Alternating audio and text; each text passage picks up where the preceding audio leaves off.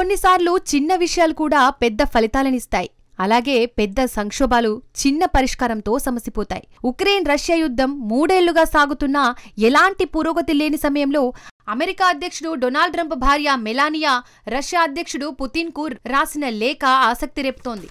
నీలాంటివాడు భూమిపై లేడని, పుతిన్ తలుచుకుంటే ఏదైనా చేయగలడంటూనే యుద్ధంలో చిన్నారులను రక్షించాలని విజ్ఞప్తి చేసింది. ఒక్క మగాడంటూ పరోక్షంగా పుతిన్ మంచి నిర్ణయం తీసుకోవాలని ఆమె కోరింది.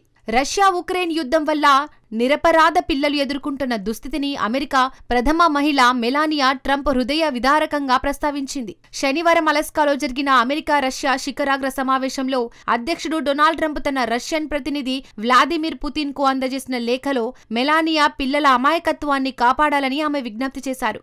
యుద్ధ భారం నుండి రక్షించండని కోరారు. ఉక్రెయిన్ పేరును ప్రత్యక్షంగా ప్రస్తావించకపోయినా లేఖలో పిల్లలపై యుద్ధం మిగిల్చిన మానసిక గాయాలను హైలైట్ చేసింది. ప్రతి బిడ్డ ప్రేమ గురించి, భద్రత గురించి కలలు కంటుందంది. తల్లిదండ్రులకు ఆ కలలను కాపాడాల్సిన బాధ్యత ఉంటుందంది. నాయకులు పిల్లల భవిష్యత్తు కోసం శాంతిని నిర్మించాలని మెలానియా పేర్కొన్నారు. ప్రతి తరం తమ జీవితాలను స్వచ్ఛమైన అమాయకత్వంతో ప్రారంభిస్తుందని, కానీ ఈరోజు యుద్ధం మధ్యలో పుట్టిన కొంతమంది పిల్లలు నిశ్శబ్దంగా బాధను మోసుకోవలసి వస్తోందంది. వారి భవిష్యత్తును నాశనం చేసే హక్కు ఎవరికీ లేదన్నారు మెలానియా.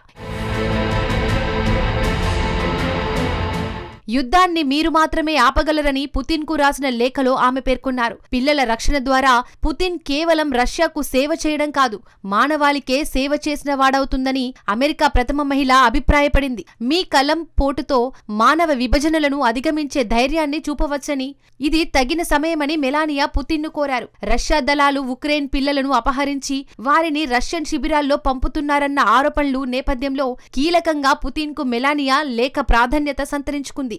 ఉక్రెయిన్తో కలిసి పనిచేస్తున్న యేల్ హ్యుమానిటేరియన్ రీసెర్చ్ ల్యాబ్ డజన్ల కొద్దీ రష్యన్ నడిపించే శిబిరాలను గుర్తించింది. ఈ శిబిరాల్లో పిల్లలకు ఉక్రెయిన్ మాట్లాడడానికి నిషేధం విధించి వారిని రష్యా ఆదర్శ పౌరులుగా తీర్చిదిద్దుతున్నారని నివేదికలు చెబుతున్నాయి. 2023లో అంతర్జాతీయ క్రిమినల్ కోర్టు ఐసీసీ ఈ చర్యలకు గాను వ్లాదిమిర్ పుతిన్ పై అరెస్టు వారెంట్ జారీ చేసింది. అయితే మాస్కో మాత్రం ఎటువంటి తప్పు చేయలేదని ఐసీసీ తీర్పును రాజకీయపరమైన కుట్రగా కొట్టిపారేసింది. యుద్ధం కొనసాగుతున్న నేపథ్యంలో మెలానియా ట్రంప్ లేఖ ఒక మానవీయ పిలుపు మాత్రమేనా, లేక రష్యా ఉక్రెయిన్ మధ్య శాంతికి కొత్త చర్చలకు నాంది అవుతుందా అన్నది తేలాలి.